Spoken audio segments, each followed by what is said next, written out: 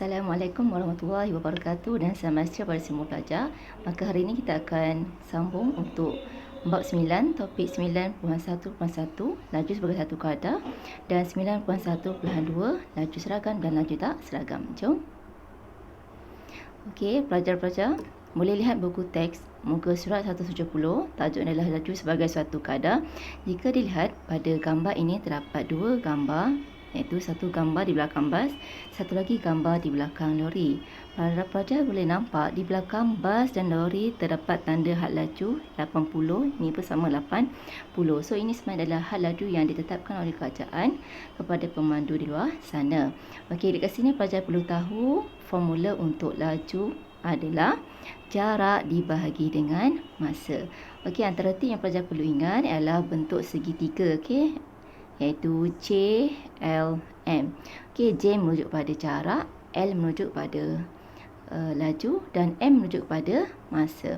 Okey, maka untuk kita dapatkan formula bagi laju, iaitu L adalah jarak dibahagi dengan masa.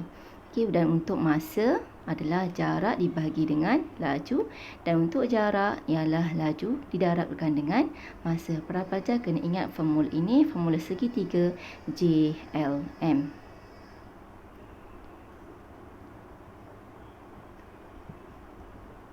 Seterusnya, boleh rujuk buku teks muka surat 171.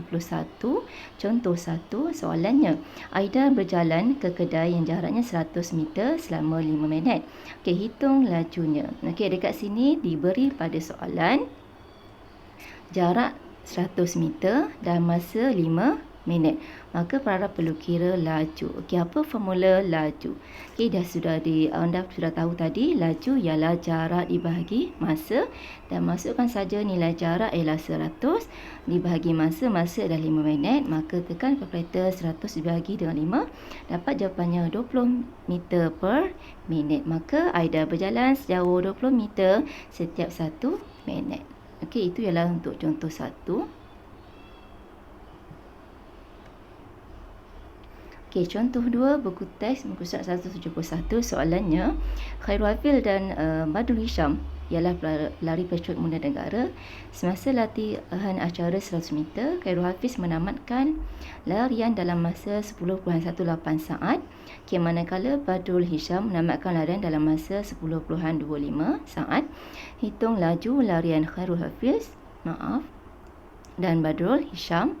Okey, dekat sini soalan yang dikenaki adalah untuk menghitung laju bagi Khairul Hafiz dan Badrul Hisham. Maka kena kira satu-satulah.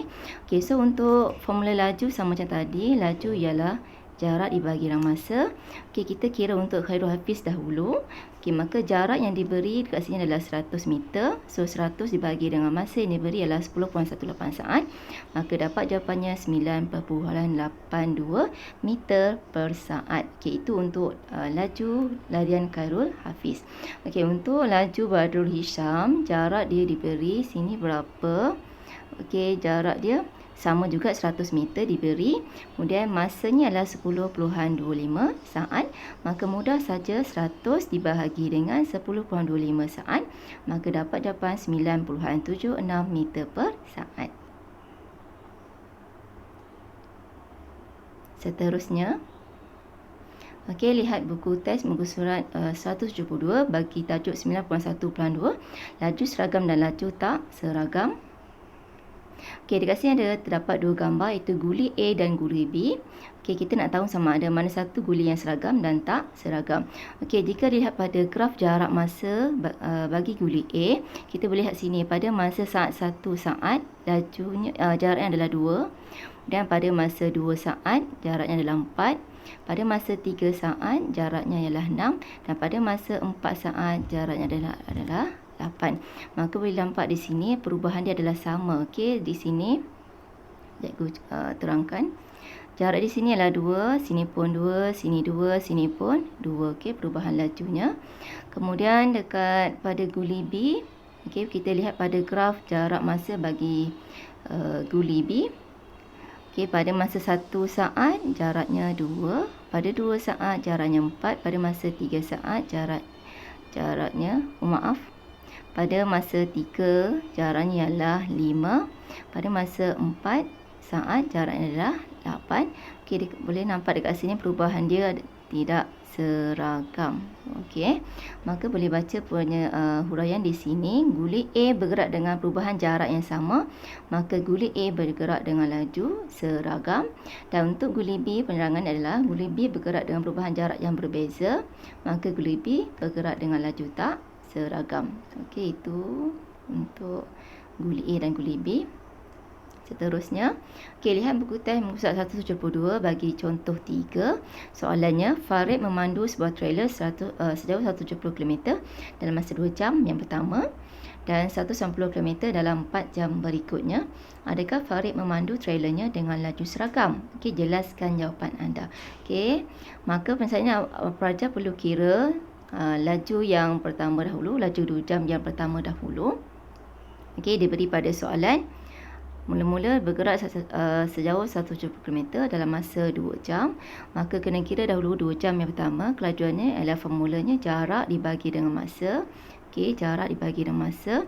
Jarak diberi 170. Kemudian masa adalah 2 jam. So, bila dibahagikan dapat jawapan 80 km per jam untuk 2 jam yang pertama. Okey, untuk 4 jam yang seterusnya. Okey, jaraknya adalah 190 km. Okey, so sama kita gunakan formula laju sama dengan jarak dibagi masa. Okey, maka jarak adalah 190, masa ialah 4 jam, maka dapat jawapan 47.5 km per jam. Boleh lihat di sini untuk 2 jam pertama 85 km per jam, untuk 4 jam terusnya 47.5 km, maka tidak sama. Bila tidak sama, maka dia adalah laju yang tak seragam. Okey, tidak seragam.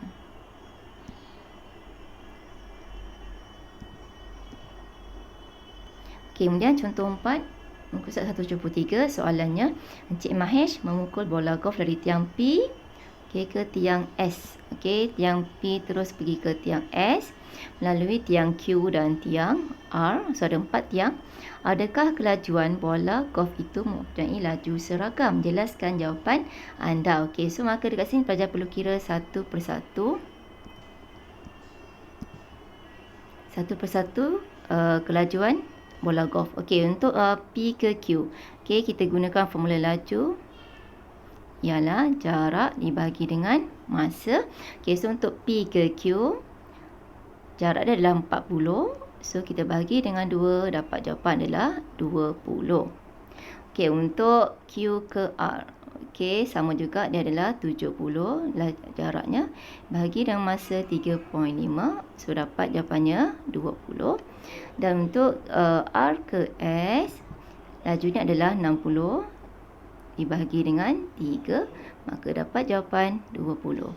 Okey, so nampak di sini dia laju untuk P ke Q 20, Q ke R 20 dan laju R ke S juga 20. So, seragam ke tak seragam? Sama kan? So, dia adalah laju seragam.